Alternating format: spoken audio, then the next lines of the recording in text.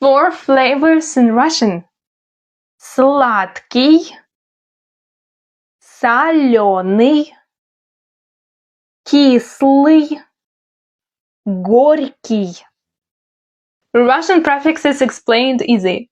Russian uses prefixes, English uses prepositions. For example, выйти – to go out, вылететь – to fly out, отрезать – to cut off, откусить – to bite off. Single or married in Russian. Он свободен, она свободна. Он женат, она замужем.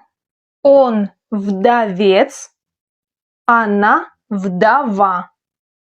Он разведен, она разведена.